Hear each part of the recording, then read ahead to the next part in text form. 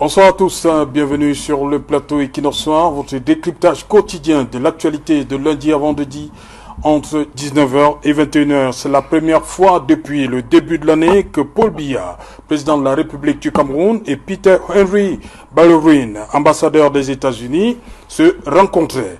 Hier, 11 mars, les deux hommes d'État ont placé au centre de leurs préoccupations la lutte contre certaines pandémies, la situation sécuritaire dans les régions nord-ouest et sud-ouest du Cameroun.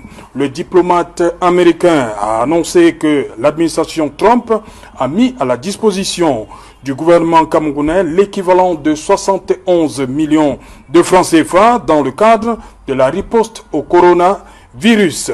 Peter Henry Ballerin s'est dit satisfait des mesures prises par le Cameroun pour lutter contre la pandémie VIH-Sida, qu'il souhaite voir circonscrire d'ici fin 2021. Les deux hommes ne pouvaient pas se séparer sans jeter un énième regard sur la situation sécuritaire dans les régions nord-ouest et sud-ouest en crise depuis 2016. Reprenant Tibor Nage, sous-secrétaire aux affaires africaines au département d'État américain, je le cite, « Le conflit ne sera résolu que par le dialogue et la réconciliation ». Madame, Monsieur, tout à l'heure à 20h, c'est la grande édition d'information qui vous sera présentée par Cédric Nouffelé. Tout de suite après, ce sera le débrief du journal et tout de suite, c'est le fait du jour.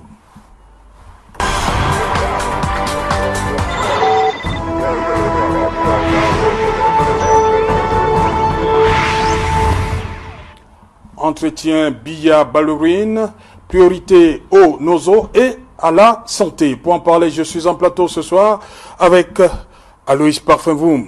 Bonsoir Aloïs. Bonsoir Serge, bonsoir au panel, bonsoir à tous les téléspectateurs d'Equinox ce soir que je suis heureux de retrouver après quelques moments d'absence. Et je réitère tout mon soutien à cette grande famille d'Equinox ce soir et surtout et globalement à Equinox. Par rapport à tout ce que j'ai entendu, tout ce qui se dit, je reste solidaire de cette grande famille. Voilà, Aloïs Parfenvoum, vous évoquiez la dernière fois, c'est lorsque vous étiez sur ce plateau, vous nous parliez des fameuses lois Parfenvoum. Oui, effectivement. Le peuple n'a pas adhéré, le peuple ne vous a pas suivi. Effectivement, je peux être appelé aujourd'hui comme malheureux candidat aux dernières élections législatives dans le Fundi. J'ai été candidat, ça a été des moments importants, des moments passionnants, quelques regrets aussi. Et malheureusement, je n'ai pas pu aller à l'Assemblée nationale. Ce n'est que partie remise. En politique et surtout lors des élections, soit on gagne, soit on apprend. J'ai beaucoup appris. Effectivement, j'avais beaucoup de lois, de propositions de loi que j'avais l'intention de mettre à la disposition du peuple camerounais, les lois justement Parfenvoum, dont celle des mères célibataires par exemple, celle sur la polygamie et bien d'autres lois. J'espère que mes collègues, j'espère que ceux qui ont eu la chance d'être élus tiendront compte de cela et vont faire des propositions dans ce sens. Mais au-delà, je vais continuer l'action politique, mes responsabilités et surtout dans 5 ans et peut-être avant, tel que les signaux se présentent, je pourrais enfin être à l'Assemblée pour davantage booster la politique, booster tout ce que j'ai comme énergie en termes politiques pour que pour que ce que j'ai comme idée puisse passer et que je me positionne comme l'un des acteurs qui pourra faire quelque chose dans la transition que le Cameroun va certainement avoir dans les prochains jours ou alors les prochaines années. Okay. Donc je suis heureux de retrouver ce plateau après exactement 2 mois d'absence. Voilà, Aloïs Parfenvoum est le numéro 2 du Social Democratic Front dans la région du Centre. Marcel Olivier Ndi, bonsoir. Bonsoir Serge Alain. Oui. Bonsoir à Parfait. Je suis navré qu'il n'ait pas pu passer à l'Assemblée. Bonsoir à M. Nsaï du RDPC Parti État. Bonsoir surtout aux nombreux téléspectateurs de Equinox. Je pense particulièrement à ceux de Mokumba, mon village, qui ont eu la grâce aujourd'hui d'avoir l'électricité, parce qu'il faut quand même le souligner, l'électricité est de plus en plus rare dans cette contrée. Donc, je pense à ma grand-mère qui me regarde en ce moment-ci. Bonsoir. Voilà. À côté de vous, Armanta, bonsoir. Bonsoir Serge Alain. Bonsoir à vos nombreux téléspectateurs qui s'ajoutent au jour le jour. Parce qu'il faut reconnaître que votre émission, de plus en plus, bat le record des audiences. Je voudrais, par cette occasion, profiter pour vous féliciter pour les prix que vous avez reçus dernièrement, votre collègue et vous-même. Vous rappelez également qu'il est plus facile d'arriver au sommet, mais plus difficile de se maintenir. Restez donc sur cette lancée et continuez à donner la bonne information à nos téléspectateurs.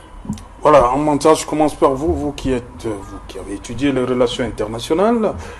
71 millions de francs CFA des États-Unis, comme ça au gouvernement camerounais pour lutter contre ce qui est devenu une pandémie, coronavirus. Comment vous interprétez ce geste entre deux États? Entre deux États, il faut rappeler sur cette question que les sources qui me reviennent de plus en plus, c'est que ça va un peu du coq à l'âne. Le gouvernement américain, avant les 71 millions, soutient le Cameroun dans son programme de lutte contre les maladies infectieuses et d'autres épidémies depuis bien longtemps. Oui. Et il faut également rappeler que le système de santé américain a changé depuis l'arrivée du président Trump au pouvoir. C'est un système de santé qui est devenu privé, à peu près comme le nôtre. C'est pour ça qu'on craignait l'avancée de cette épidémie du coronavirus aux États-Unis. Parce qu'avec l'Obamacare, avec le président Obama, ce n'était pas un système privé, c'est-à-dire c'était à peu près le public qui s'occupait. Maintenant, les gouvernements américains ont quelque chose de particulier, et généralement des grandes puissances. Généralement, leur politique étrangère ne change pas en fonction de celui qui est à la tête, que ce soit un républicain ou un démocrate. Il peut y avoir quelques changements, mais pas en profondeur. Il y a donc au moins 5 agences américaines qui soutiennent le Cameroun dans ces programmes de lutte contre les endémies, contre des épidémies, notamment la tuberculose, le malaria et le VIH-Sida. Le gouvernement américain donc est très ravi du fait que le président camerounais ait procédé à l'élimination des coûts liés au dépistage et autres services contre le VIH-Sida. C'est pour cette raison qu'il a effectivement affirmé qu'il espère que d'ici 2021, on peut circonscrire le VIH. Il a également été donc ravi des mesures qui ont été prises comme un pays africain depuis l'apparition des cas qu'on a eus contre le coronavirus. Il faut donc reconnaître que les aides viennent en fonction des cas que vous avez. Les États-Unis, qui nous appuient déjà, j'espère que vous savez qu'au cours de cet échange d'une heure de temps, il a rappelé au chef de l'État qu'il souhaitait qu'il visite le centre des urgences en santé publique qui a été construit sous fonds américains. Ce qui est déjà une très très grande avancée parce que les Camerounais voudraient se focaliser sur les 120 000 $ pour dire soit 11 millions, c'est rien. Mais nous n'avons que 2 cas. Et qui, d'après les informations du directeur de l'hôpital central, les 2 cas se portent très très bien. L'état de santé est en train d'aller. Effectivement. Et si tout est réuni et les derniers contrôles, ils pourront sortir dans 2 semaines.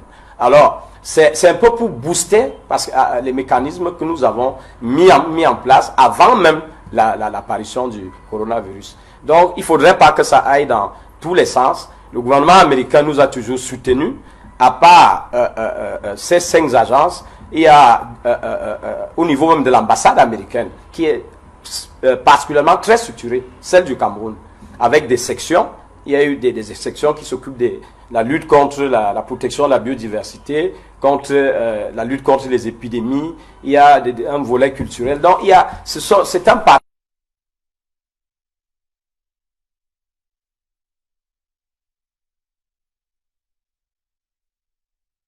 Voilà un peu d'argent pour... donc, ça suscite quand même un questionnement. On a envie de se poser la question, à quoi est-ce que jouent les États-Unis?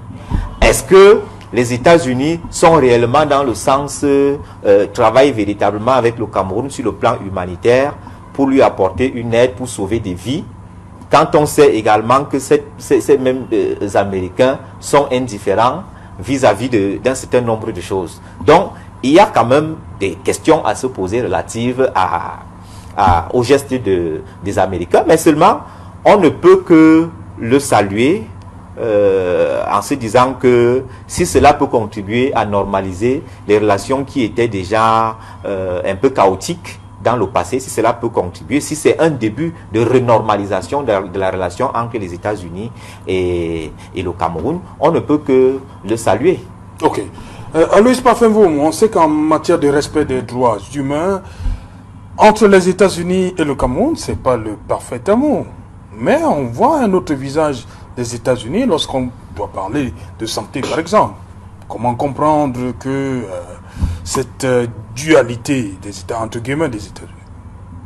Oui, c'est simplement parce que la santé est quelque chose de primordial, elle est importante, et ce qui a un tout petit peu gêné, c'est certainement l'environnement. Parce que vous vous rappelez que beaucoup de Camerounais clament haut et fort leur souveraineté, leur patriotisme, leur indépendance, leur autonomie. Maintenant, quand il faut leur donner un peu d'argent, moi j'appelle ça un peu d'argent, parce que 71 millions me paraît quand même dérisoire. Je n'aurais jamais accepté qu'on communique sur ce montant de façon publique. Parce pour que, vous? Oui. Surtout venant des États-Unis? Surtout venant des États-Unis.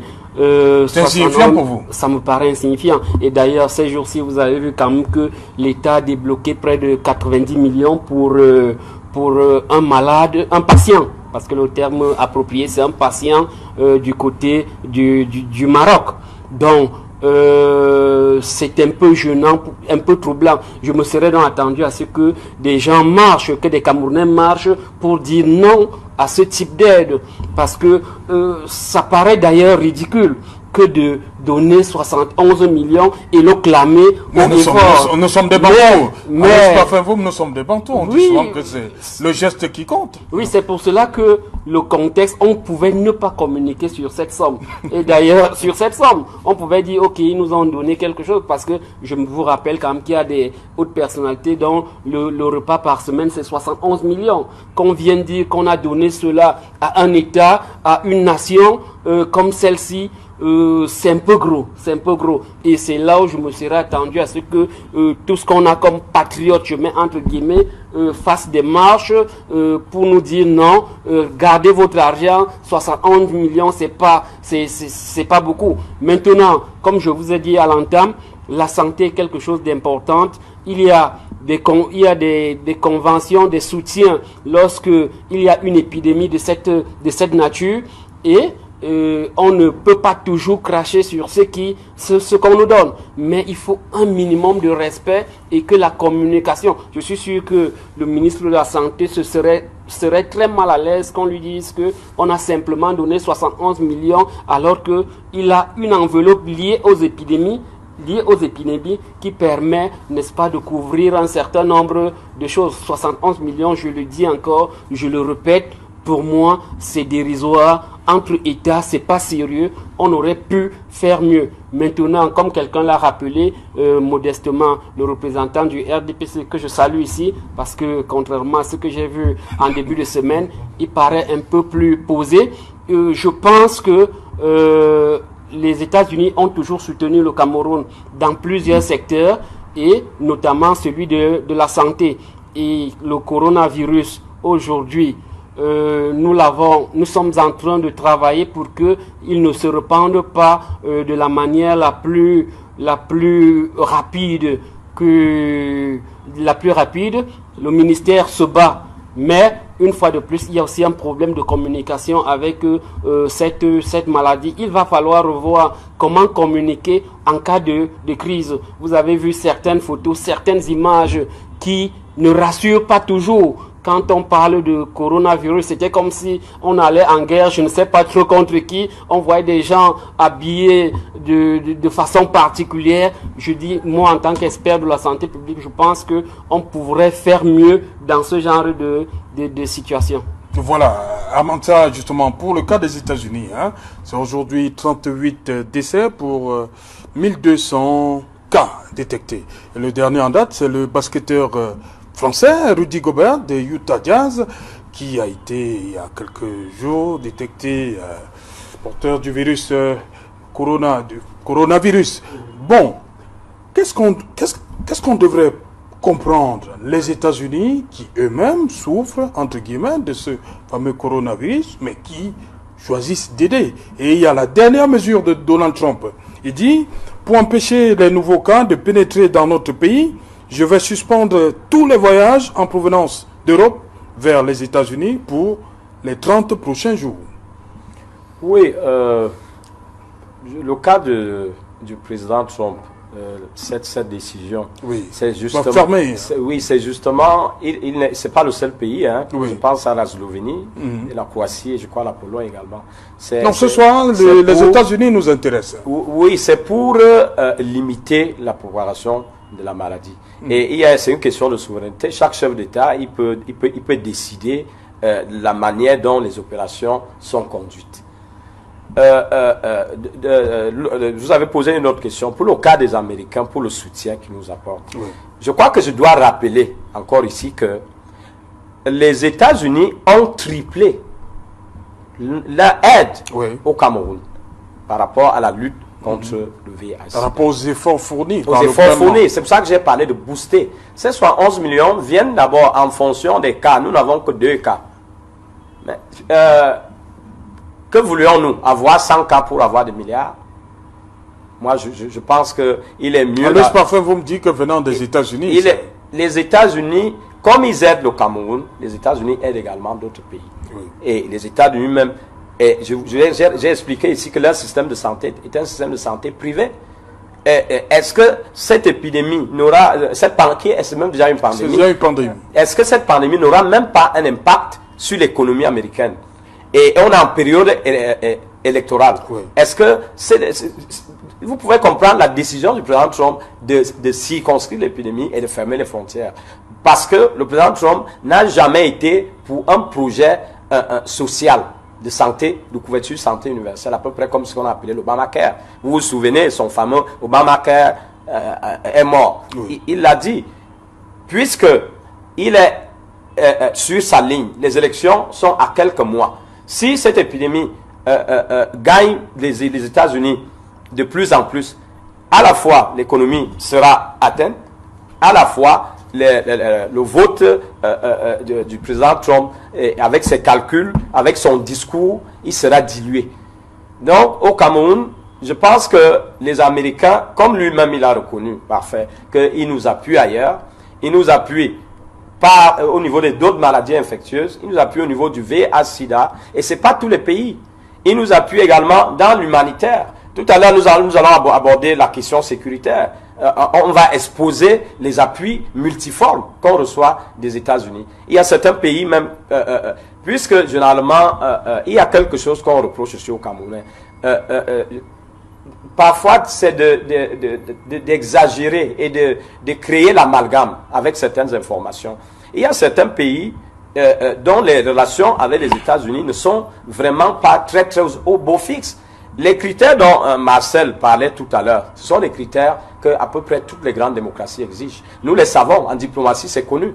Les présidents ne sont pas réussis à la Maison Blanche, c'est pas parce qu'ils ne font pas de demandes. Il y a des a priori, des préalables qu'il faut respecter.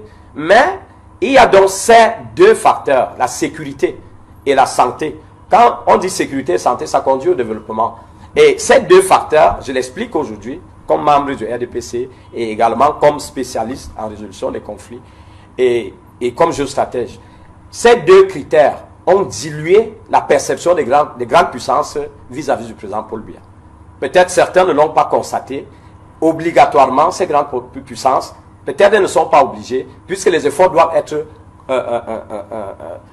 on doit communier, les efforts doivent être communiés. regardez la lutte contre le terrorisme. On ne peut pas isoler, par exemple, le Cameroun. On ne peut pas, parce que cette lutte, elle se fait en commun et de commun accord avec nos partenaires internationaux. Donc, on n'a pas à minimiser l'aide qui est faite. Moi, je ne le souhaite pas, qu'on ait 100 cas pour avoir un peu plus d'aide, parce que nous le savons, si on a plus de cas, on sera plus secouru. Pour l'instant, le Cameroun est même à féliciter. À 2 cas, je crois que ça fait une semaine. Dans certains pays plus développés, ils ont eu du mal à circonscrire cette épidémie. Comme l'Italie. Effectivement, ça s'est propagé, même en France. Oui. Dans la zone la zone du Morbihan, ça s'est propagé presque à l'espace de 4 jours. C'était déjà trop de cas. Donc je pense que c'est une manière de féliciter, de booster. Et c'est pour ça que moi j'ai tué expliquer que le programme du président Paul Biya est un programme social libéral. Les gens ne le comprennent pas assez. Et au niveau de ces maladies comme la tuberculose, moi j'en sais quelque chose parce que nous tous nous en avons parfois des cas dans nos familles. Ces décisions ont été prises par le chef de l'État depuis, comme également avec le VIH-Sida. Ok. Olivier Ndi? Je suis surpris quand le militant du RDPC dit que le programme du président Paul Biya est social. Moi, j'ai bien envie de comprendre. Parce que quand vous regardez la société camerounaise, elle est à l'image de Nicolas Machiavel, des conseils de Nicolas Machiavel. C'est-à-dire que les hommes politiques, les entrepreneurs brillent par un cynisme extraordinaire. C'est-à-dire que à la limite, je dirais même déshumanisant.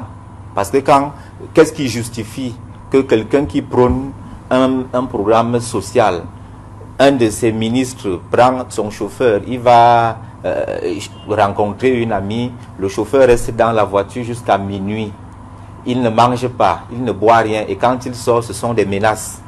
Donc quand vous le dites vraiment, je suis peiné, je suis vraiment peiné et j'ai du mal à vous regarder dans les yeux. S'il y a un conseil que je voudrais donner à vous qui êtes les militants du RDPC, c'est de brûler tous les exemplaires du livre de Nicolas Machiavel que vous avez. Parce que pas du communisme. Parce que c'est un ouvrage, qui est désuet. C'est un ouvrage qui est désuet. C'est un ouvrage qui a fait son temps à l'époque où les régimes autoritaires s'imposaient. S'il y a un ouvrage que je vais vous conseiller, c'est celui-ci. La démocratie africaine reste mal partie. Rectifions, bien sûr, rectifions le tir. Donc, je voudrais, c'était pour évacuer un peu ce que le militant du RDPC vient maladroitement. Vous parlez du prince de Machiavel? Oui. Lui, il évoque pour le libéralisme communautaire. Pour le libéralisme. Qui est un livre de référence. Oui, je voudrais être d'accord. Vous savez, oui. Il y a la différence. Il y a tout un trou noir. N'est pas le communisme. Je vous en prie. Il y a tout un trou noir qui sépare les faits et les théories. Quand vous lisez pour le libéralisme communautaire, vous avez envie de dire Amen. Mais quand vous sortez de cet ouvrage et que vous vous retrouvez en face du comportement des militants du RDPC, je vous assure, vous avez froid dans le dos. Est-ce qu'ils l'ont Et donc je dis, parce que vous dites... Est-ce qu'ils l'ont lu tous, ces militants? Je me pose bien la question. Et j'ai même envie de dire que s'il y a un leader politique qui avait tout intérêt à recommander activement le boycott à ces militants pour l'élection législative et municipale qui vient de passer, c'est bien le leader du RDPC. Parce qu'il n'existe pas un autre parti au Cameroun où on bat en brèche toutes les instructions de la hiérarchie, comme tel est le cas. Nous avons vu la circulaire du RDPC est passée. Tout le monde, on a parlé d'investiture. C'est l'ingénierie politique qui est importante. Permettez, je vous en prie. Moi, je ne vous ai pas interrompu. Je ne comprends pas pourquoi les militants du RDPC, chaque fois qu'ils viennent sur un plateau, après vous allez dire qu'on vous marginalise. Chaque fois qu'ils viennent sur un plateau, ils ont du mal à écouter les autres. Mais pourtant, ils vous disent qu'ils sont des démocrates, puisque vous dites bien que c'est le rassemblement démocratique. Mais vous ne faites pas preuve de démocratie. Oui, mais dites aussi ce que les spectateurs peuvent comprendre. Mais je parle des faits. Pour leur passer. Je parle. Est-ce que c'est un secret que les patrons du MRC sont à l'image de Nicolas Machiavel. Est-ce que c'est un secret? Du RDPC, autant pour moi. Du RDPC, est-ce que... Non, du RDPC, autant pour moi, je peux me tromper. C'est un lapsus. Donc, est-ce que c'est un secret que les représentants, les militants du RDPC, tous sont à l'image de Machiavel? Est-ce que vraiment vous pouvez dire que ces gens ont un comportement de socialiste? Parce qu'un socialiste, c'est quelqu'un qui rassemble. Vraiment, quand on regarde, ne serait-ce que les guerres endogènes, on a envie de vomir. On a envie de dire, mais où va le RDPC? Et croyez-moi, je vais vous dire... nous sortons du débat. Nous allons revenir. Nous allons revenir. Mais oui, c'est vous qui m'avez interrompu. C'est vous qui m'avez interrompu. Nous allons revenir. Donc, je voulais conclure en disant que s'il y avait effectivement un leader qui devait recommander le boycott à ses militants, c'était bien vous. C'est à vous du RDPC qu'il fallait recommander le boycott parce que vous ne faites pas preuve de loyalisme envers votre chef. Vous ne faites pas preuve de collaboration sincère. Et c'est ça qui montre justement les divisions qu'il y a au sein du parti. Maintenant, pour revenir ici à l'aide américaine, je l'ai dit dans mon propos liminaire, c'est quelque chose qu'il faut saluer. Mais il faut comprendre que les Américains, comme je l'ai dit, les Américains ne font rien pour rien. Quand un Américain vous donne 1000 francs, il attend certainement 10 000. Quand les Américains donnent 72 millions, soit 11 millions, la plus grande industrie pharmaceutique est logée aux États-Unis. Et cet argent va certainement partir pour l'achat des médicaments. Donc en réalité, ils ont fait le business. C'est-à-dire qu'on vous a donné soit 11 millions pour acheter les médicaments. Mais quand le Cameroun va vraiment faire une commande, une proforma viendra des États-Unis qui sera largement au-delà. Donc en réalité, ils donnent ici et ils reprennent là. Et je vois ce geste beaucoup plus politique.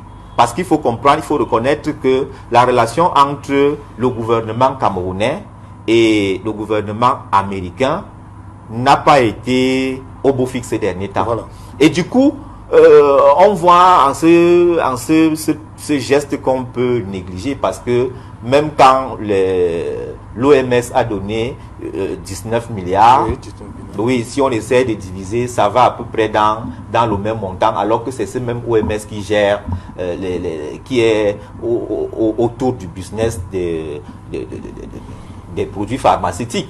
Donc je dis qu'il faut voir ce geste-là comme un geste d'apaisement entre deux amis, entre guillemets, qui étaient pas en très bon terme et qui essayent plus ou moins de normaliser. Parce que il fallait voir quand l'ambassadeur américain venait ici au palais des Verts, au palais de Toudi, il fallait voir l'expression de son visage.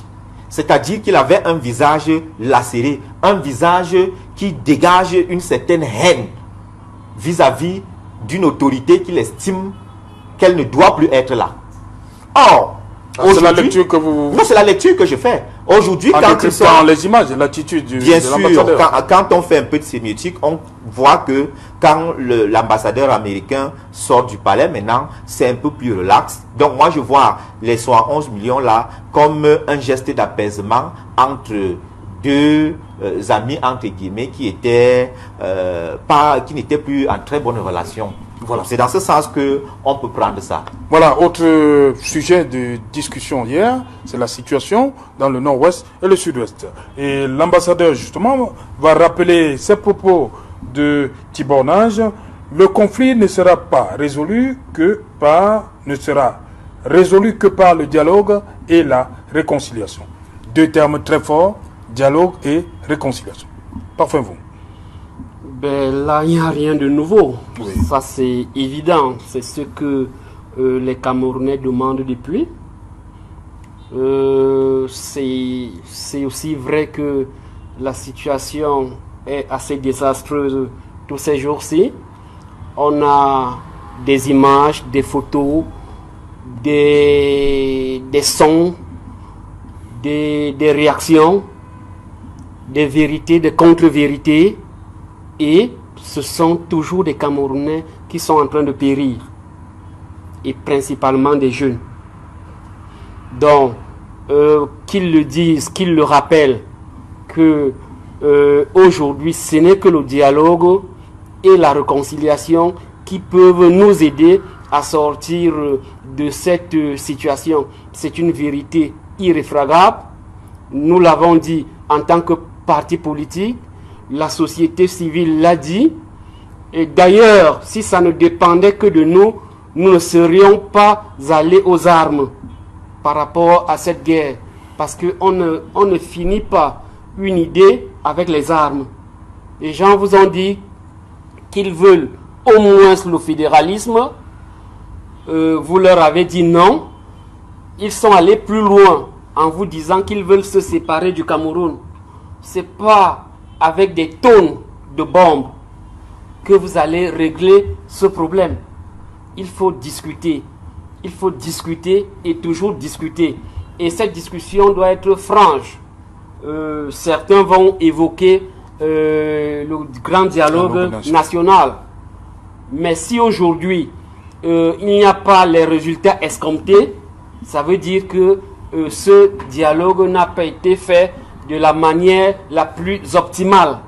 Et c'est pour cela que jusqu'aujourd'hui, il faut tout faire. Jusqu'aujourd'hui, nous pensons que seul le dialogue, un dialogue exhaustif, avec tous les paramètres importants, peut nous aider à sortir de cette crise qui chaque jour prend une autre dimension.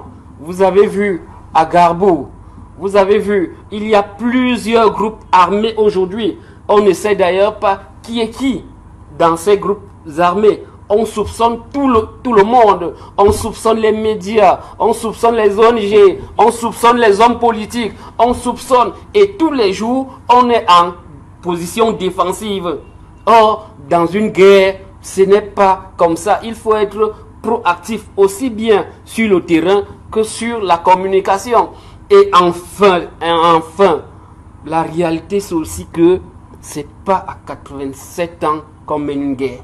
Aucun chef d'État dans le monde n'a mené une guerre à cet âge. Donc si vous me donnez un seul exemple d'un chef qui a conduit une guerre à 87 ans, je vous dis ok, allons-y. Parce que justement, à cet âge, on fait d'autres choses, on pense autre chose, on pense à d'autres situations. Et c'est pour cela que aujourd'hui, qu'on arrête l'arrogance, qu'on se dise, oui, on a peut-être fait une faute, on s'est trompé, et qu'on revienne sur le droit chemin. Ceci est valable parce que nous aujourd'hui, nous sommes entre deux extrêmes, entre l'extrême des séparatistes et l'extrême gouvernemental qui ne veulent pas et n'entendent plus apporter une solution à travers le dialogue et pensent un camp comme l'autre que la solution est armée. Je vous assure, c'est une nébuleuse. Et je rappelle à toutes fins utiles que par rapport à Boko Haram, tous les Camerounais se sont mis en ordre de bataille pour contester, pour soutenir, pour demander. Mais, à contrario, par rapport à la guerre dans le nord-ouest et le sud-ouest, on a l'impression que la mayonnaise ne prend pas. Parce qu'en réalité... Est-ce que vous pouvez comparer les deux? Oui, et justement... Il y a une menace qui venait de l'extérieur. Justement, mais là, il y a eu cet amalgame dès le départ. Les gens ont cru qu'ils pouvaient transposer les solutions de l'extrême nord au sud-ouest et au nord-ouest. Et nous en sommes là. Plusieurs morts, une économie à genoux, même psychologiquement.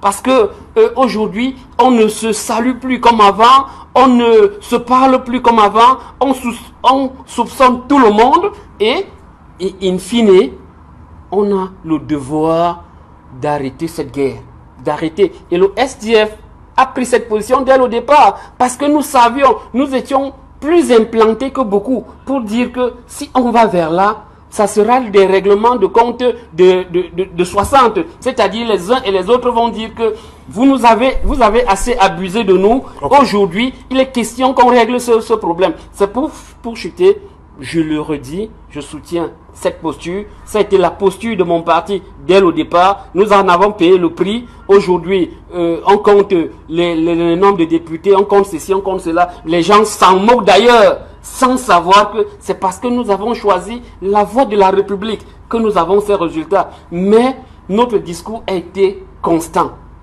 Il faut discuter et discuter même avec ceux qu'on appelle, on appelle des terroristes ou bien des séparatistes. Il faut discuter avec eux. On essaye de voir comment régler ce problème. Okay. Faute de quoi, dans 5 ans, nous reviendrons parce qu'il y avait des gens ici qui nous disaient demain, tout sera résolu. Après demain, ça sera résolu. Ainsi de suite. 3 ans plus tard, nous avons l'impression que nous sommes au point de départ. Voilà, Armanta, il y a ce terme qui revient, dialogue. C'est un diplomate américain qui le dit. Une fois de plus, il a encore sorti ce mot hier. Les Camerounais le disent. Et très souvent, sur les plateaux, lorsqu'on a un représentant du RDPC, il dit non, il y a déjà eu le grand dialogue. Qu'est-ce qu'il faut faire? Ce ne sont pas des bons représentants du RDPC. Peut-être je vais vous surprendre par cette sortie. Chaque fois, depuis un moment, quand on parle de la crise du conflit du Nozo, parce qu'il faut dire qu'il y a une différence entre un conflit et une crise. Oui. En résolution des conflits et en jeu stratégique. Une crise, c'est lorsqu'il y a déjà des forces extérieures qui se mêlent. Bien entendu que parfois, quand c'est encore un conflit, il y a déjà des forces exogènes, mais ce n'est pas encore officiel. C'est-à-dire les cas comme on a vu en Côte d'Ivoire en 2004. Les États-Unis nous interpellent. C'est pour ça que tout à l'heure, je ne voulais pas voir comme un partenaire qui était en froid avec un autre. Ballerine, son excellence, Peter Ballerine revient au Palais de l'Unité après que le conflit ait commencé à s'exporter du sud-ouest et du nord-ouest. Après que on commence à avoir affaire à des explosifs qui, on appelle ça des attentats. Oui. Et à une bande de terroristes qui sont allés à l'ouest, se dirigent directement vers des postes de sécurité publique et de défense. Les États-Unis nous appuient énormément au niveau de la sécurité. Parce que lorsqu'on parlait tout à l'heure que ce n'est pas que on ne doit pas considérer les 11 millions, je ne sais pas ce qu'on a dit. En 2007, les Américains nous donnent un matériel de navigation. J'espère que c'est connu, que ce sont eux qui appuient au niveau du golfe de Guinée, en 2007. Les Américains créent en 2019, je crois en 2019-2018, 6 centres d'opération maritime dans le golfe de Guinée, avec capacité opérationnelle en mer. C'est pas peu. Les États-Unis ont une longue histoire. Elles ont souvent eu à faire face à ce genre de situation auquel nous sommes face aujourd'hui. Il est donc clair aujourd'hui que ce soit les médias, que ce soit des spécialistes camerounais, que ce soit des hommes politiques, que les Camerounais s'asseyent afin que la crise de Nozo s'arrête. Je suis très surpris quand je vois des professeurs d'université qu'on qualifie d'intellectuels. C'est pour ça que parfois je dis il y a des scolarisés. Un professeur d'université qui dit que l'armée ne doit pas déposer les armes. On ne parle pas de, comme on dit, surrender, c'est-à-dire abdiquer. Ce n'est pas ça. En résolution de conflit, chacun garde des positions. On commence par une trêve. Ça peut tenir 2 jours. Après, on surveille la trêve avec des partenaires internationaux. Ça peut aller à 4 jours. Après, on aboutit à un cessez-le-feu. Mais quand des intellectuels tiennent ce genre de discours, est-ce qu'ils aiment vraiment ce pays? Moi, je suis très surpris par ce genre de discours. Lorsque les gens le disent, il est temps, les Camerounais meurent tous les jours, c'est les jeunes gendarmes qui sont morts l'autre jour. Les gens se sont assis, on apprécie, c'est pour ça que je parlais d'ingénierie politique ici. Je salue toujours les actions du président de la République, du plan national du RDPC. L'ingénieur politique a été là, les idées ont été là, mais peut-être que ceux qui ont conduit et ont conseillé le président de la République depuis le déclenchement de cette guerre, parce qu'il y a eu des étapes, ça n'évolue pas, et là nous sommes en train de perdre la main. Nous faisons face déjà presque à une guerre civile. Et si nous ne faisons rien, en quelques temps, on ne saura même pas lorsque ça deviendra une crise. Parce que je dirais, il y aura des mercenaires, et ça va devenir autre chose, il y aura des soutiens extérieurs. Il est donc temps, si nous aimons vraiment le Cameroun, que nous asseyons une nouvelle fois et qu'on comprenne les idées de tout le monde. Que ce soit de manière inclusive, il est tout à fait normal, ça se fait. Lorsque des intellectuels évoquent le cas du Sri Lanka, mais c'est l'un des cas avec le Rwanda et la crise des Balkans qui ont stimulé l'action de la diplomatie internationale humanitaire. On ne peut pas, au Sri Lanka, ça peut même créer un incident diplomatique parce que j'ai suivi, on voulait exterminer les rebelles tamouls, l'armée peut soit raser l'armée, mais on ne peut pas citer ce genre de cas en exemple. Lorsqu'il y a déjà des cessez-le-feu, les rebelles, ils vont garder leur position, qu'ils n'en ont même pas assez, les militaires camerounais également. Les négociations politiques commencent, puisque il n'y aura jamais de solution militaire. C'est une solution politique qu'il y aura à ce conflit. Et les gens s'asseyent et progressivement, il y aura des rebelles qui vont aller au CDDR, remettre les armes, et un processus de paix et de réconciliation sera engagé et des mécanismes politiques usuels seront pris et ce conflit s'arrête. Mais les gens chantent tous les jours, l'armée ne peut pas, mais on ne peut pas avoir une solution militaire face à un conflit qui est asymétrique. Et actuellement, notre armée, que je reconnais qui est une armée très professionnelle, est en train de perdre déjà quelque part la situation. Parce que les guerres de sécession, il peut y avoir quelques postes de résistance. Les guerres de sécession ont quelque chose de particulier, elles mettent toujours très très long. Le cas basque de la Catalogne, ça continue. Mais il est temps aujourd'hui que des intelligences soient mises à la manœuvre et qu'on mette fin à cette situation. Ok, Olivier dit, oui, le dialogue qui a été longtemps... Tout le monde parle. Il y a le grand dialogue. Oui. Comme j'ai dit, je voulais qu'il me réponde là-dessus. Chaque fois qu'on évoque le terme dialogue, certains militants du RDPC disent que non, il y a déjà eu grand dialogue. On a invité des leaders, ils ne sont pas venus. Voilà. Il faut donc vous poser la question, pourquoi ne sont-ils pas venus? Je suis surpris que le Parfum Voum dise que donne la position du SDF en disant que le SDF est prêt pour le dialogue. Mais il faut dialoguer avec qui? On ne peut pas, le gouvernement a fait tous les efforts nécessaires pour appeler ces gens sur la table du dialogue. Mais le résultat des courses, c'est qu'ils n'en veulent pas. Ils ne veulent pas. Vous voulez dialoguer avec on peut dialoguer avec quelqu'un qui veut dialoguer. Or, pour le cas échéant, les séparatistes ne veulent pas dialoguer. Il faut donc vous poser la question, pourquoi ne veulent-ils pas dialoguer? Et c'est là tout le problème. Les séparatistes ne veulent pas dialoguer pour une raison simple. Le Cameroun est à une ère décisoire de sa vie politique. Cette ère décisoire-là a plusieurs sources. La première, c'est que le régime actuel est crépusculaire. Cela va forcément appeler au changement de régime. La deuxième des choses, c'est que nous sommes à une phase où un certain nombre d'accords coloniaux est arrivé à expiration. Et donc, les puissances occidentales ont un intérêt au Cameroun. Pour le cas spécifique de la France, la France estime que il faut remplacer le président et trouver un autre avec qui ils vont collaborer et qui va leur donner un certain nombre de ressources. N'oubliez pas, avec tout ce qui a été découvert dans le sous-sol camerounais. De l'autre côté, il y a le rempart américain qui se dit, si jamais le Cameroun tourne le dos à la France, moi je dois me positionner. Et pourquoi je dois me positionner? Les États-Unis veulent avoir une main mise dans le monde et en Afrique en particulier. Et donc, la situation géographique du Cameroun est une situation stratégique dans le golfe de Guinée.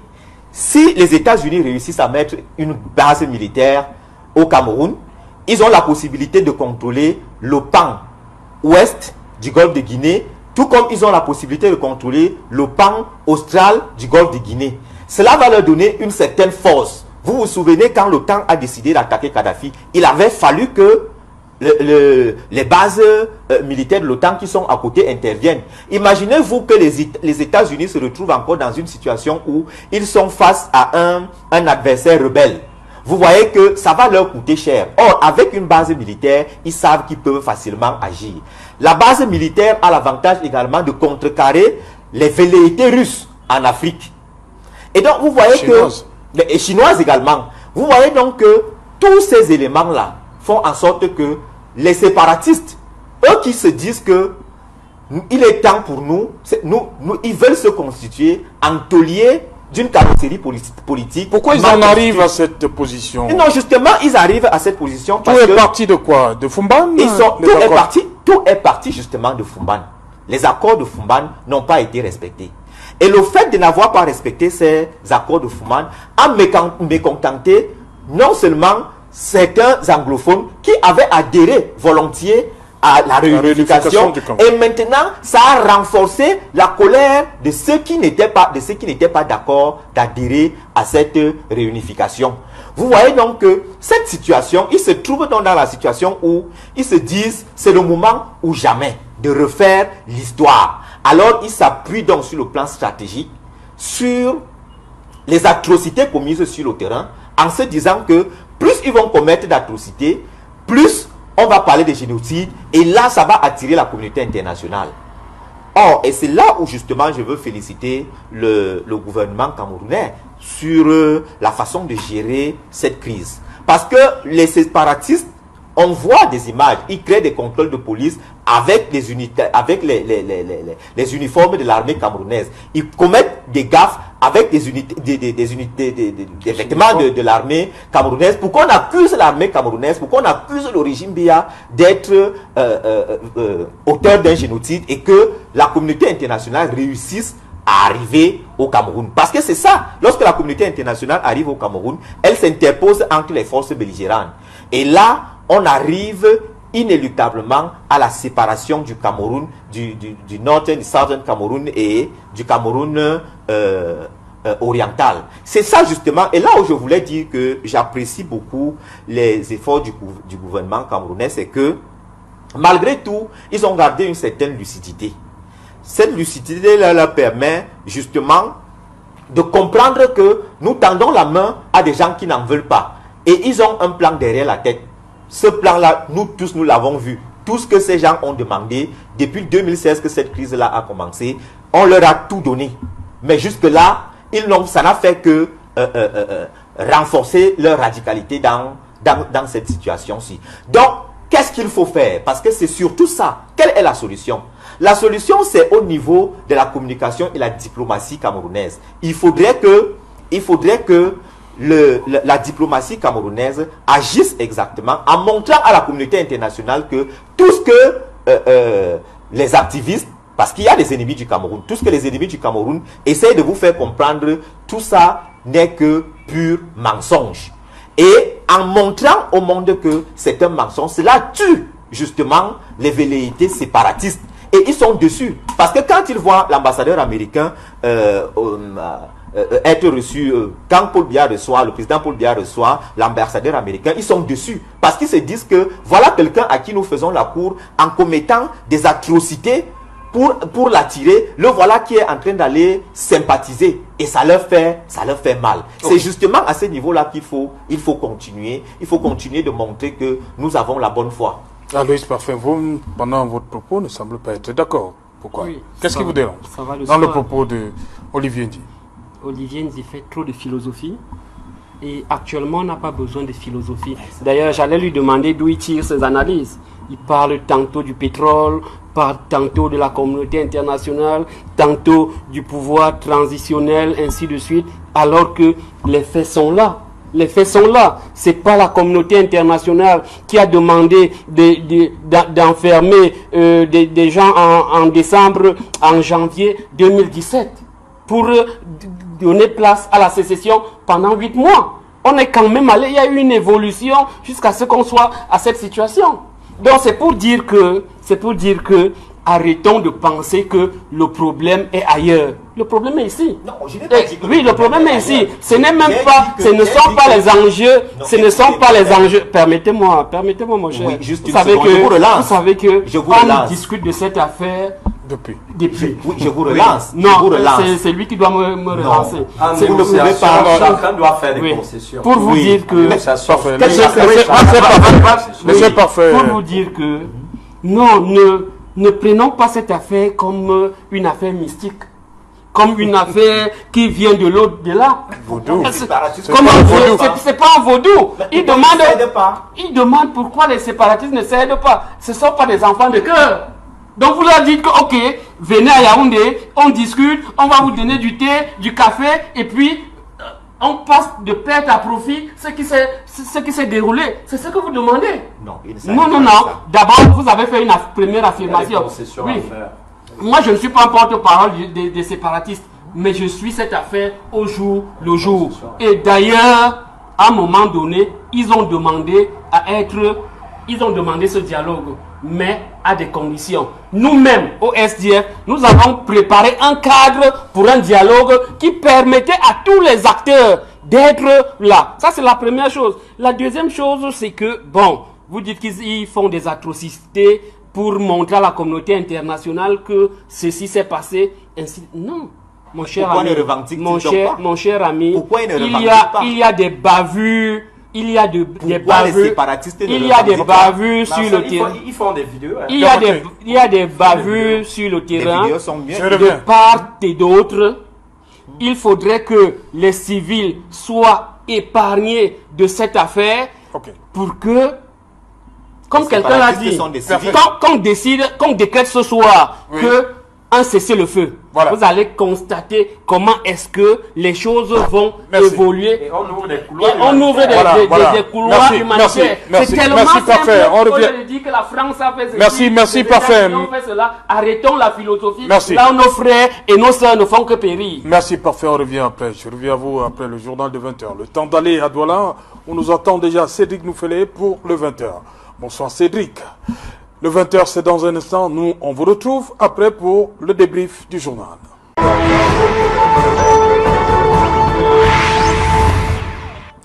Retour sur le plateau Equinox Soir, c'est la dernière ligne droite pour cette édition. Jeudi Equinox Soir, toujours en compagnie de Armand Tsa du Rassemblement démocratique du peuple camerounais, Marcel Olivier dit de l'UFP et il est là, Aloïs Parfait, Voum Social Democratic Front. Je commence par vous Aloïs. Le département d'État américain déplore le manque de volonté politique de la part des principales parties, les belligérants dans cette crise anglophone. Donc, pour le département d'État américain, les torts sont partagés. Oui, je pense que c'est le constat que nous pouvons faire, même à l'intérieur de ce pays. Le constat selon lequel il n'y a pas une totale volonté de résoudre cette crise. Je ne sais pas sur quoi les uns et les autres comptent. Mais toujours est-il dit que toute guerre finit par une table de négociation. Et d'ailleurs, comme je l'ai dit à la première partie, on aurait dû commencer par la table de négociation. Maintenant, on le constate tous que nous sommes dans une situation assez difficile, assez fragile. La litanie de mesures ne convainc plus à rester sur place. Il faut aller plus loin pour que cette crise s'arrête, ou cette guerre s'arrête. Et elle se complexifie au fil des jours. On a constaté qu'on est parti du nord-ouest, sud-ouest à l'ouest, très récemment. Et les méthodes sont différentes, avec des bombes artisanales, des attentats, des personnes qui n'étaient pas des civils, qui continuent à être tués, des déplacés de guerre. Je peux vous dire que dans les Bamboutos, selon le rapport de notre responsable local, c'est 20 000 nouvelles personnes qui sont dans ces zones. Et on ne sait pas qui est qui maintenant. Et la façon dont on a vu l'attaque de Galim prouve qu'il y a des actions synchronisées. Il y a une reconnaissance du terrain, certainement en journée, pour venir frapper à la même heure et le commissariat et la brigade. En pleine obscurité. En pleine obscurité. Voilà notre obstacle. Et un obstacle? Oui, c'est d'ailleurs ce que je veux dire. Oui. Voilà un autre paramètre qui favorise, n'est-ce pas, cette guerre. Parce que le fait qu'il y ait l'obscurité en permanence permet aux infiltrés de frapper quand ils veulent et comme ils veulent. D'ailleurs, le communiqué de l'armée ou bien du porte-parole de l'armée révèle que ça s'est passé dans le noir. Ce qui signifie que l'un des problèmes, c'est aussi celui lié à la fourniture d'énergie. Là où c'est sombre, il est facile de frapper. Et c'est ce qui s'est passé. Et notre responsable local nous dit que on coupe la lumière dans les bambous presque tous les soirs. Donc, c'est pour dire que la crise est progressivement en train de prendre une autre forme et de toucher d'autres territoires. Et c'est pour cela qu'on appelle cette crise une guerre asymétrique. Parce que les guerres asymétriques ont ceci de particulier, c'est qu'on ne maîtrise pas toujours l'adversaire, à quel moment il frappe, qui est-ce qu'il va frapper. Voilà pourquoi il est important que les acteurs, que sont le gouvernement et les séparatistes, que chacun fasse un effort d'avancer vers la paix et non de faire un pas en arrière vers une situation inconfortable, parce que ce sont des vies humaines que nous perdons tous les jours. Et comme je l'ai dit, c'est la jeunesse. J'entends rarement que c'est des personnes de 50 ans qui sont décédées, que c'est des personnes de 60 ans qui sont décédées. Mais vous comprendrez toujours la tranche d'âge aussi entre... Les deux côtés, hein, oui, séparatistes comme les forces de l'ordre. Entre 22 ans... Les gendarmettes. Entre 22 ans et 30 ans. Donc ça veut dire que c'est une tranche de la population aujourd'hui qui est en train de disparaître du fait de cette guerre. Il ne faudrait pas qu'on dise qu'il n'y a pas de solution. Si on a enclenché une guerre, c'est qu'on savait qu'il y a des solutions. Et il faut les trouver. Et c'est pour cela que je ne suis pas d'accord avec... Olivier Ndi. Oui, avec M. Ndi, de donner l'impression que la solution est essentiellement externe, que c'est uniquement les intérêts extérieurs qui sont à l'origine de ce problème. Non, le problème c'est que pendant des années, des gens ont eu l'impression qu'ils étaient frustrés. Et ils ont décidé, malheureusement, d'utiliser leurs moyens de défense. À côté de cela, on a eu un gouvernement à qui on a demandé de ne pas suivre cette voie guerrière. Parce que la voie guerrière, on sait quand elle commence, on ne sait pas quand est-ce qu'elle va s'arrêter. Les deux gendarmes là ne savaient certainement pas que du jour au lendemain, elles seraient tuées de cette manière. C'est la même chose que nous autres qui sommes ici à Yaoundé. Ça peut arriver. Il y a le fonctionnaire de police aussi. Hein, voilà, le fonctionnaire de police. J'ai une pensée évidemment pour toutes ces familles qui meurent. Mais je pense, et comme je l'ai dit, aujourd'hui il y a beaucoup de forces centrifuges au sein du gouvernement. Centrifuges avec des options. Il y en a qui sont plus extrémistes, ou bien qui pensent que la solution est essentiellement militaire. Il y a d'autres qui pensent que la voie du dialogue est peut-être la meilleure. Mais on a l'impression que ce sont ceux qui choisissent la voie des armes qui ont les choses en main tous ces jours-ci. Malheureusement, et comme je l'ai dit au départ, le chef de l'État, qui est le garant de la sécurité des hommes et des personnes, aujourd'hui, je ne suis pas certain que cela puisse encore être forcément sa priorité à cet âge. Parce que à son âge aujourd'hui, il pense plus à un repos. Et les problèmes de guerre, de résolution de guerre, je ne suis pas sûr. C'est pour ça que je disais, montrez-moi dans un pays au monde où quelqu'un a engagé une guerre ou bien a conduit une guerre à cet âge-là, parce qu'il a d'autres préoccupations. Et quand on voit d'ailleurs que ce soit la forme de la communication du gouvernement, que ce soit les réactions, et on a l'impression qu'on subit au niveau diplomatique. Et c'est là où je pense que les séparatistes ont certainement une longueur d'avance. Ils amènent toute la diplomatie mondiale pour dire que voici,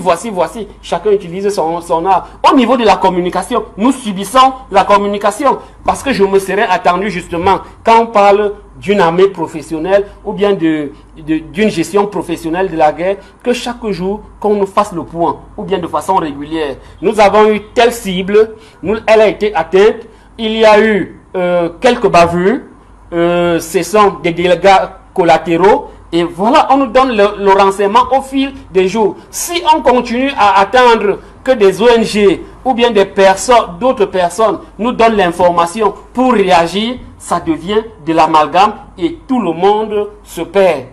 Ok. Olivier dit justement, le rapport du département américain est clair. Un manque total de volonté politique pour résoudre cette crise. Oui, que le gouvernement américain le dise, cela rejoint précisément ce que j'étais en train de démontrer. Parce que, voyez-vous, quand vous êtes un chef de famille et que vous avez des enfants chez vous, lorsque ces enfants-là commencent à atteindre la puberté, il naît une sorte de complexe d'Édipe. À partir de là, si cet enfant reçoit un discours en dehors de la maison, cet enfant-là va être extrêmement rebelle. Il ne va plus jamais vous écouter. Par contre, s'il ne reçoit aucun autre discours de l'extérieur, la pression que vous allez mettre sur lui va le remettre dans les rangs. C'est exactement ce que nous sommes en train de vivre. Le rapport du département d'État américain qui accable le Cameroun nourrit justement la radicalité des séparatistes, et ils s'appuient sur ça. Ils savent que un rapport ajouté sur l'autre va finalement attirer cette fameuse communauté internationale qu'ils font la cour en commettant les atrocités les plus immondes. C'est justement ça que parfois vous me dites que moi je ne suis pas un défenseur du chef d'État, je ne le défends pas. C'est ton droit d'ailleurs. Oui, je ne le défends pas parce qu'il y a tout un membre du gouvernement qui est chargé de défendre le chef d'État. Que parfois vous me dites que à 87 ans, on ne peut pas conduire, on ne peut pas. Mais je trouve que c'est trop léger. Parce que le chef d'État a des conseillers militaires, c'est pas lui qui va sur le terrain. Il a des stratèges qui réfléchissent pour lui et qui apportent des solutions. Donc l'âge, le poids de l'âge ne devrait même pas poser un problème. Ça c'est la première des choses. La deuxième des choses, quand parfois vous me dites que il faut que les deux parties fassent des efforts politiques, je suis en train de le réitérer ici. Les séparatistes ne veulent pas la main tendue du gouvernement. Ils n'en veulent pas. Parce que justement, ils restent courtisans de la communauté internationale. Et c'est pour ça qu'eux, ils se multiplient dans des atrocités, en espérant et en mettant tout le temps le mot génocide devant. De telle sorte que la communauté internationale, les États-Unis par exemple, la France par exemple, finissent par dire mais non, arrêtez, c'est trop, il faut qu'on aille voir ce qui se passe là-bas. Donc je dis que pour que cette crise prenne un coup vers sa sortie, il faut que la communication du gouvernement supplante celle des séparatistes. Ça, c'est la première des choses. La deuxième des choses, c'est que il faudrait que le gouvernement, au niveau de la diplomatie, travaille également pour montrer toute leur bonne foi. Parce que le département d'État américain qui les accuse de mauvaise foi, il faut qu'ils fassent justement des sorties pour démontrer à la communauté internationale que ce que nous faisons, c'est vraiment dans le sens de trouver un apaisement. Je vais revenir un peu, par exemple, sur le cas de ce qui a généré cette crise. Toutes les revendications, si vous lisez... Non, vous parlez des sorties des membres du gouvernement. Oui, je parle des sorties des membres du gouvernement. Depuis un certain temps, les sorties, tous ne disent pas la même chose. Toutes ne disent pas la même chose, malheureusement, c'est un peu ça. Est-ce qu'il n'y a pas un problème à ce niveau, il y a justement un problème, et c'est ça que nous, à l'UFP, nous reprochons à ce gouvernement. Parce que, voyez-vous, ce qui dérange ce pays, c'est justement cette gouvernance conservatrice. Est-ce que ce n'est pas le ministre Sadi qui devait, en tant que porte-parole, véritablement porter la voix du gouvernement? Le ministre doit porter, mais il faut que savoir que ces autres sorties-là viennent un peu diluer l'action du ministre. Oui, il y a beaucoup de canaux de communication. Oui. C'est-à-dire que l'armée peut communiquer, tout comme le gouvernement peut communiquer. Oui. Maintenant, en termes de stratégie de communication, comme c'est l'armée qui est sur le terrain, il faut que l'armée, quand il y a, je prends le cas par exemple de Ngarbou, ce que on doit reprocher à la communication du gouvernement liée à ces événements, c'est qu'elle intervient pratiquement 3 jours. Oui, 3 jours. 3 jours. Pratiquement 3 jours. 3 jours. L'événement a lieu le 14. Les événements, c'est le 17 qui viennent communiquer. L'armée a communiqué. Or, l'armée, il n'y a pas dans un pays quelqu'un qui est plus informé que l'armée. Et donc, l'armée devait anticiper. Et c'est là où, justement, ils ne comprennent pas encore que c'est une guerre aussi de communication. Parce qu'à chaque fois, dès lors que les séparatistes communiquent avant, le gouvernement est sur la défensive, ils sont obligés de se justifier. Alors que si eux, ils avaient précédé les séparatistes dans la communication, ils n'auraient pas eu la possibilité. Et c'est pour ça qu'on entre justement dans la guerre des chiffres. Ceux-ci disent 20, d'autres disent 5. Et moi, je ne voudrais pas entrer comme parfait dans la guerre des chiffres, parce que justement, quand il dit que 20 000 personnes sont entrées, je me demande quand est-ce qu'il a eu le temps de faire le recensement pour savoir qu'il y a eu effectivement tel nombre de personnes qui sont entrées. Donc, je dis que la stratégie des séparatistes, c'est que dès qu'il y a un cas, ils multiplient ce cas-là par 10 pour démontrer à chaque fois qu'il y a génocide. Ils veulent démontrer à qui? À la communauté internationale, pour qu'elle fasse quoi? Pour qu'elle vienne au Cameroun, et qu'ils arrivent à la situation où on dit qu'il faut diviser le Cameroun en 2. Voilà ce que je m'égosille à expliquer à Parfait Mvoum, qu'il ne comprend pas. Il pense que je fais de la philosophie. Non, il ne s'agit pas de la philosophie. Ce sont des faits. Donc, je dis que j'étais dans la dynamique des solutions, parce que nous, à l'UFP, quand nous accusons cette gouvernance immobiliste et conservatrice, parce que justement, elle n'aide pas le pays. Les gens sont mélancoliques, ils sont fatigués, ils ne peuvent plus travailler.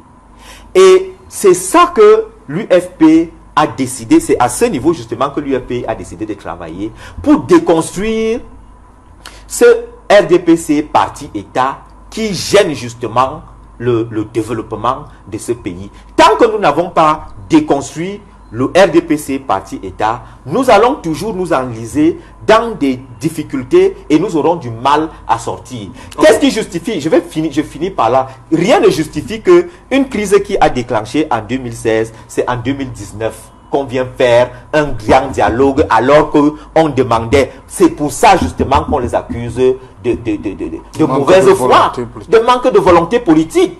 Pourquoi ils ne peuvent pas être réactifs? Dès qu'il y a un événement, ils agissent. Dès qu'il y a des gens qui vont dans les plateaux télé, ils proposent des solutions. Pourquoi est-ce qu'on ne peut pas récupérer ces solutions-là et les appliquer immédiatement? On voit en France, dans les pays développés, aux États-Unis, lorsqu'il y a un problème, il y a réunion de crise et tout de suite, il y a une réaction. Pourquoi est-ce que notre gouvernement ne peut pas agir pareillement? Parce que justement, c'est un gouvernement qui sème l'immobilisme pour accoucher justement tout ce que nous voyons là. Okay. Amanta, justement sur cette accusation entre guillemets, c'est un manque de volonté politique. Votre camp est... Vous êtes accusé là? Oui, le gouvernement... Comme il a dit, hein, c'est en 2019 qu'on organise le grand dialogue national. Oui, effectivement. Alors qu'il y a après tant de morts. Oui, oui. Effectivement, à ce niveau, il y a eu une certaine lenteur. L'État... vous savez, les invariants de la diplomatie camerounaise sont basés sur les mots que le chef de l'État prononce toujours. Il est très attaché à la souveraineté, l'intangibilité des frontières, la coexistence pacifique. L'État a voulu être très, très, très puissant. Et il faut reconnaître quelque chose. lorsque l'ambassadeur américain, on en parlait tout à l'heure, s'est entretenu avec le chef de l'État, le deuxième point, c'était leur volonté commune de voir le Cameroun atteindre l'émergence en 2035. Alors, on ne peut pas atteindre l'émergence si on n'a pas de la sécurité. Ici, il n'y a pas de sécurité si, effectivement, on peut ajouter la santé dont on est en train d'en parler. Maintenant, en géostratégie, on résout un conflit en fonction de son type de déclenchement. Il y a généralement 4 types de déclenchement de conflit. Ça peut être par décision, ça peut être par contre-coup, ça peut être par maturation, c'est-à-dire on mature un conflit avant qu'il se déclenche. Ça peut être par occasion. Tout porte à croire quand on observe le cas du Nozo, que c'est un conflit qui a été déclenché par occasion, à la suite des revendications corporatistes des avocats. Ça veut dire qu'il n'y a pas un leadership qui avait été bien huilé et outillé. Aujourd'hui donc, le MINAT a eu à nous faire certaines révélations. Il y a des informations qu'il serait en sa possession par rapport à ce qui finance, c'est-à-dire l'économie de guerre qui se passe localement et à l'extérieur. Et je dois rappeler également que le MINAT est le secrétaire permanent du Conseil national de la sécurité. Alors, ça veut dire qu'il dispose de beaucoup d'informations. À partir de ces informations, ça peut être un relais pour faciliter à ce qu'on enclenche la résolution de ce conflit. C'est-à-dire autour des négociations et pour essayer de construire des concessions. Parce que c'est ce qui est clair. Lorsque vous allez en négociation, vous devez comprendre que quel que soit le cas, vous allez céder et l'autre partie va céder aussi. Mais le gouvernement a eu une certaine lenteur, mais le gouvernement a également fait beaucoup plus d'efforts que le côté des séparatistes. Mais je l'explique, pour moi, je peux le comprendre parce que j'ai comparé les séparatistes au Cameroun à un moment donné aux gilets jaunes qu'il y a eu en France. Lorsque les gens balançaient toujours cela, les gilets jaunes n'étaient pas structurés, ce n'était pas une organisation bien structurée. Il n'y avait pas un leadership. À partir de cette base, les négociations peuvent donc être enclenchées. On peut associer d'autres partenaires, parce que lorsqu'on parle de communauté internationale aujourd'hui, la communauté internationale est déjà au NOZO, les agences des Nations Unies et les ONG. Dans le nouveau système de relations internationales, les ONG font partie de la communauté internationale et du champ des relations internationales. Donc, le gouvernement a fait beaucoup plus de concessions. Les séparatistes, peut-être parce qu'ils étaient mal organisés, ils n'ont pas cédé le plus rapidement possible. L'armée également a joué un grand rôle de dissuasion, parce que moi j'ai toujours reconnu notre armée est une armée professionnelle. Au Cameroun, on ne quitte pas le caporal à lieutenant, ça ne se fait pas. Ils ont des diplômes militaires, on les a vus enseigner des élèves dans les écoles là-bas. Il y a des infirmiers, il y a des médecins. Et vous voyez même le travail que notre génie militaire est en train d'abattre. C'est une référence. Il est donc clair aujourd'hui que les négociations doivent donc être enclenchées sur de nouvelles bases, mais en tenant compte également, pas seulement de la mauvaise volonté, c'est que ce communiqué, ce rapport ne retient pas. Il y a également l'économie de la guerre qui s'est organisée des deux côtés. Que ce soit du côté des séparatistes, on doit reconnaître également que du côté, ça peut être des forces régulières ou bien des civils même. Il y a ceux qui souhaitent que cette guerre perdure parce qu'ils en tirent un certain bénéfice. C'est pour cela que généralement, lorsqu'il y a une guerre, je convoquais ici des intellectuels, tous ces spécialistes, qu'on repart sur de nouvelles bases, mais également en écartant certaines personnes qui représentent une gêne dans ces négociations. Parce que vous vous souvenez que depuis qu'on avait commencé à négocier avec ces séparatistes, il y a des personnes dont les séparatistes ont dit ne pas vouloir avoir comme interlocuteur. C'est très important de disséquer. Les sociologues peuvent facilement comprendre à ce niveau et très facilement avec des couloirs humanitaires qui seront ouverts parce que les gens sont en train de souffrir là-bas. Lorsque les gens évoquaient le cas du Sri Lanka ici, ou bien du cas libyen, du cas rwandais, le plus souvent lorsqu'il y a une crise ou il y a un conflit, si la diplomatie, il y a toute une diplomatie humanitaire, c'est elle qui se met en action. Elle négocie avec le gouvernement parce qu'elle doit implémenter le droit de la guerre.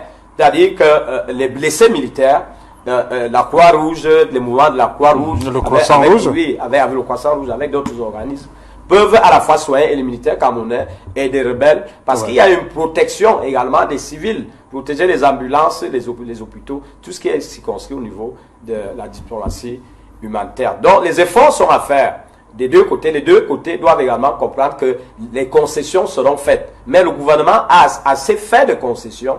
Et il y a un grand dialogue qui a été organisé. Peut-être les mécanismes opérationnels ont été mal enclenchés parce qu'il y a eu des erreurs stratégiques qui ont été commises. Lorsque, par exemple, un leader amazonien, on peut le présenter devant une foule de milliers de personnes dans une place de cérémonie et le laisser rentrer chez lui sans que sa sécurité ne soit garantie. Non, on lui a demandé d'aller parler à ses... On lui a demandé d'aller parler à ses frères. Même en lui demandant d'aller parler, c'est pas comme ça que ça devrait être fait. Cela devrait être, ne serait-ce qu'avec des méthodes de sécurité dissuasives. Cela peut de plus en plus rassurer ceux qui sont en brousse. Il y a tellement de spécialistes qui peuvent amener à ce que le plus important aujourd'hui, c'est qu'il n'y ait pas de voix discordantes et que la paix revienne. Parce que aujourd'hui, c'est à l'ouest qu'il y a eu exactement. Prochainement, ça pourra être dans une autre région et c'est ce que nous ne souhaitons pas. Voilà, merci Armanta d'être venu. Cher monsieur, nous sommes arrivés au terme de l'édition. Merci. Honorable, j'ai failli dire honorable parfum vous, mais voilà, c'est tout le mal qu'on vous souhaite. Le meilleur est à venir dans tous les cas. Voilà. Merci parfum vous d'avoir accepté cette autre invitation. Merci à vous également, Marcel Olivier Ndi de l'UFP. Voilà. Armanta, merci une fois de plus. Oui, je vous remercie. Merci pour le RDPC. Comportement ce soir. Merci beaucoup. Madame, Monsieur, nous sommes donc arrivés au terme de cette édition Equinox Soir. Bonsoir. Le 13e arrondissement de Paris.